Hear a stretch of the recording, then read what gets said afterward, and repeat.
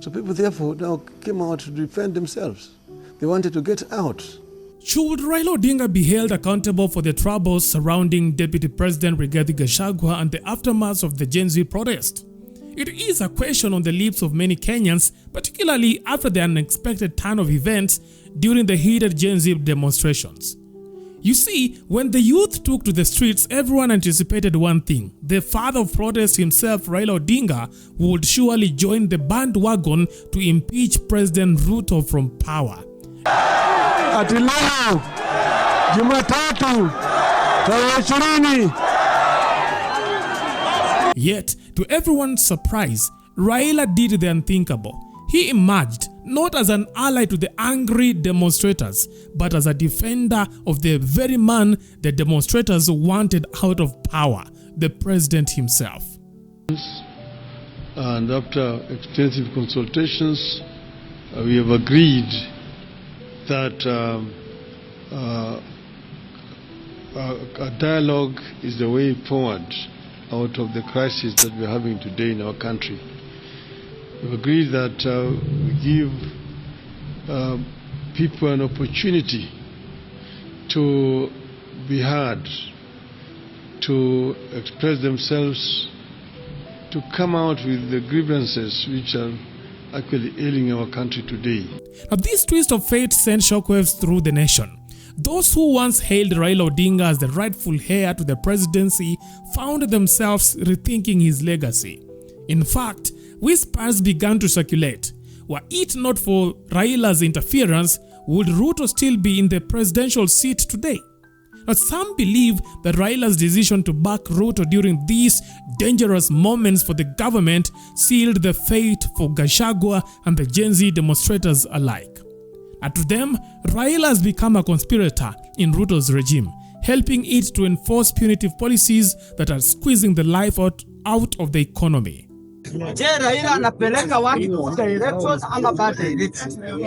Mimi wacha niwaambie wananchi, hakuna siku Raila Odinga amepeleka watu good direction. Anapelekanga watu bad direction. Na mkitaka kujua, huyu mzee alianza 2013. Aliwapeleka mahali? Hakuna. Akapeleka kwa barabara, ikameza maji, akaingia kwa serikali mlango ya nyuma, akawawacha bado mko hapa chakarani. Kuna mahali mumeenda nyinyi. Kitu ambacho nataka kuambia ni hii. Sasa tuko na conversation how we are going to be empowered as young people in this country. Yes. William Ruto, Raila Odinga wamekaa kwa siasa for 50 years. Wamesecure my friend future ya watoto wao na wajukuu ya kutosha. Wewe uko hapa bado unasemanga baba inikiba. Wewe ni mjinga. Raila atakufa. Ruto atakufa times 10. Gachagua atakufa. Kila mtu ni sanduku hapa. Ikuwa mbaya anaitwa. Ikuwa mzee umiti. Baba. Aguambo. Umepona lini? Ndio unaitwa. Walikutuzi. Gari yake ikapigwa risasi 7. Unasema haraka aje? Ni mtoto mmoja. Ukimalizia risasi 7 kwa gari yako. Bado unakaa karibu na yeye. Chunga. Baba chunga. Now there are even more damning claims. Now rumors suggesting that Raila took advantage of the deaths during the Gen Z protest to cut deals with Ruto, securing positions for his cronies in the government.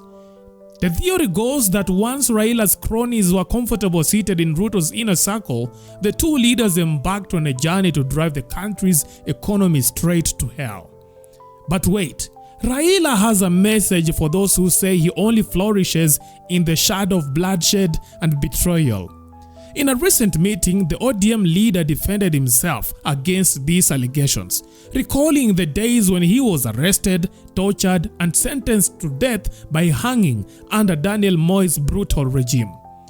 Raila insists that through all these tribulations, he never fought for selfish gain. If anything, he argues it is because of his sacrifices that Kenyans enjoy the freedoms they have today. You see, tukasema hapana, hii si sawa sawa. kukalipuka, pup, tukachukuliwa tukawekwa ndani. Miaka 6 ndani, natoka ndani miezi 6 tena ndani, natoka ndani tena mwaka 1 ndani tena. Kwa hivyo mjue ya kwamba hii imetoka mbali, ni struggle ambayo Wakenya wamepigana kwa muda mrefu zaidi. Kuna wengine ambayo wamekufa katika hii. Mimi nimeona watu wengi, marafiki wetu ambao wamekufa kwa hii struggle. Nimekaa na watu mpeleka mahakama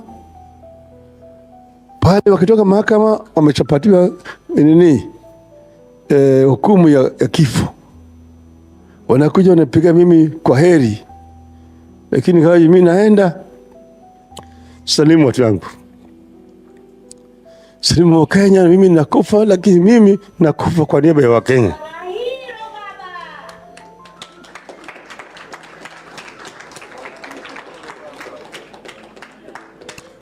Kwa hivyo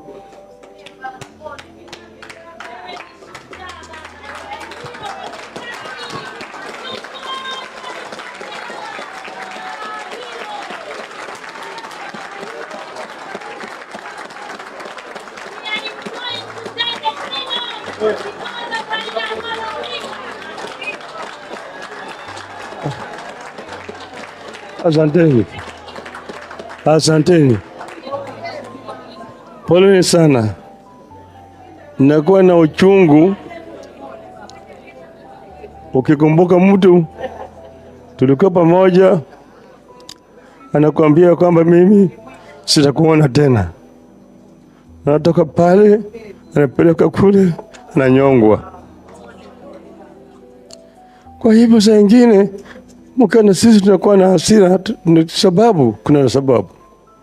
Wengine waandishi wa habari hawaelewi, manake wao hawajaona mambo kama yale.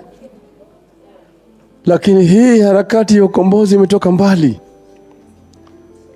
Wengine ambao wamechangia hakuweza kuja kuona pale tumefika. Hii katiba mpya haikuja kwa urahisi. Katiba ambayo mnaona hii imechukua muda, watu wamekufa kuleta hii katiba. Wengine waweza kumbuka tulipokuwa kule Bomas wa Kenya, tulikuwa na mwenyekiti alikuwa anaitwa Odinga. Ndiye alikuwa anasimamia kamati ya ugatuzi, kamati ya katiba ya ugatuzi. Odinga walituma majambazi kwake mchana kule Ngong Road, kwa ndani ya nyumba yake, wakaingia wakampata yeye na watoto. Pale watoto wakampiga risasi wakamuua. Wale walioua Odinga bado wako mpaka leo, kuna chochote kimefanyika kwao. Kwa hivyo hii katiba mpya ilikuja kwa uwezo ya Wakenya, lakini ilikuja kwa jasho na damu ya Wakenya. Walikuwa hawataki. Watu wengi hawaelewi ile uzuri ambayo imepika kwa sababu ya Wakenya kupigana. Vijana wengine hawaelewi. Lakini sisi tunajua ya kwamba hii katiba tulileta kwa jasho na damu ya Wakenya. Lakini ingawaje tu kuna hii katiba, sio ile ambayo tulikuwa nataka kamili. Iko kazi ambayo bado inabaki ifanyike ndio tupate ile katiba kamili vile tunataka. Now, Raila's response was resolute. He has always had Kenyans' best interests at heart. Come rain, come sunshine. That is why he stands by even the controversial Adani investment deal in Kenya, a move opposed by 90% of Kenyans who believe Adani should not have a foothold in managing the country's critical infrastructure. To Raila Odinga, Adani represents harmless foreign interest, one that should be welcomed, not scorned. Investors in line with the PPP Act. We all have misgivings about how the current proposed PPPs concerning the AKA and power distribution have been processed, which has resulted in a raging debate over the involvement of the Indian firm in the airport and energy sector projects. Unfortunately, these misgivings have also resulted in a lot of misinformation regarding the investors who have made the PPP's proposals. I have had a chance to interact with the PPP proposers in question. It is my duty to state what I know about them. When I was the Prime Minister of Kenya, I was introduced to the company and its activities by the Prime Minister Narendra Modi, while he was then the Chief Minister of the state of Gujarat.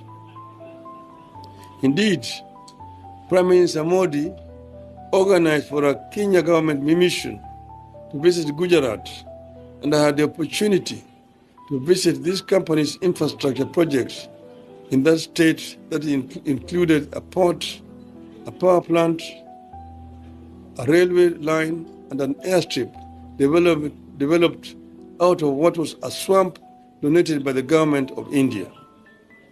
I'm talking about Adani group of companies. I also visited the city of Mumbai to see the electricity projects set up by the company, where it serves over 13 million consumer meters in metropolitan Mumbai and the industrial hub of Mundra Special Economic Zone. Adani Energy Solution Limited has a cumulative transmission network of 21,783 circuit kilometers of power transmission lines and 61,687 megavolts ampere transmission capacity. The company owns more than energy infrastructure than Kenya, Uganda, and Tanzania combined. In the same city of Mumbai, I visited the international airport that had been overhauled